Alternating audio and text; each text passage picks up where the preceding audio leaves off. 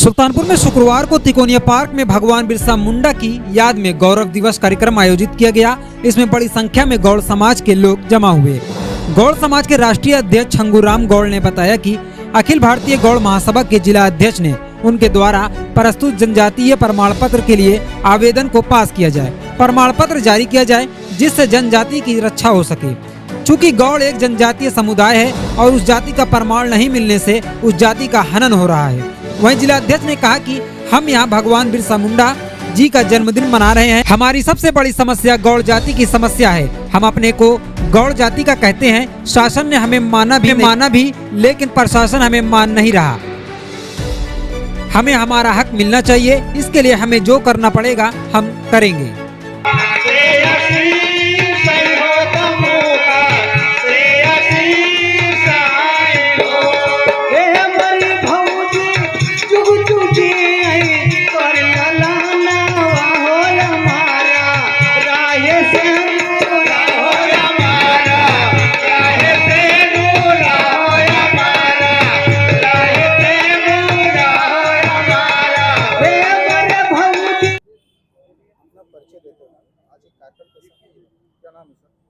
मैं छंगूराम गोंड, राष्ट्रीय अध्यक्ष अखिल भारतवर्षीय गौड़ महासभा, आज बिरसा मुंडा जी की जो वर्षगांठ है यह जनजातीय गौरव दिवस के रूप में मनाया जाता है।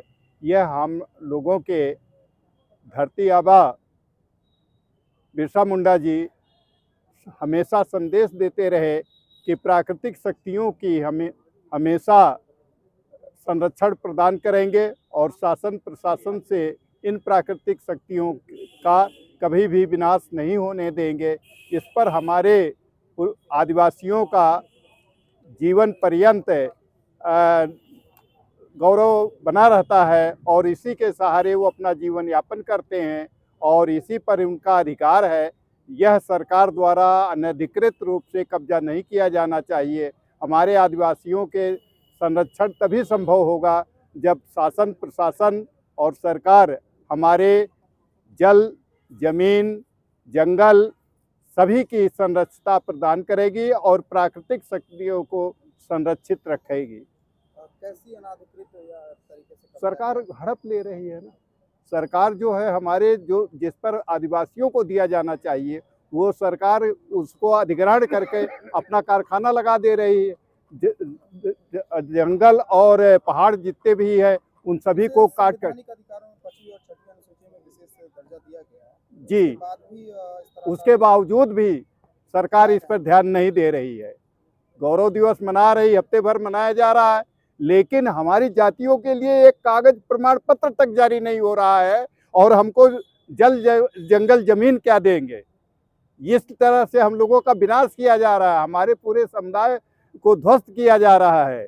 यह सरकार का एक बहुत ही गलत रवैया है जो हमारे अधिकारों पे हनन हो रहा है। आपकी समुदाय से ही ताल्लुक रखने वाले राष्ट्रपति भी हैं मौके पे, ऐसी स्थिति में कैसे आप लोग मतलब आप लोगों को क्या कहना है, जानते हैं जो पार्टी का उद्देश्य होगा वो उसी के मेंबर है ना, पार्टी के मेंबर हैं और पार्टी का उद्देश्य क्या है ये आप सभी लोग जानते हैं, पूरा देश जान रहा है। ऐसी जानकारी मिली कि पूरे सुल्तानपुर सहित आपके समुदाय में लोग जनगणना करवा रहे हैं व्यक्तिगत रूप से, किस तरह का सिस्टम? मजबूरी में, क्योंकि सरकार हम लोगों पर ध्यान नहीं दे रही है, इसलिए मजबूरी में हम लोगों के अपने समुदाय की जनगणना करके उनकी सही संख्या प्रस्तुत कर सकें। इसका उद्देश्य क्या है?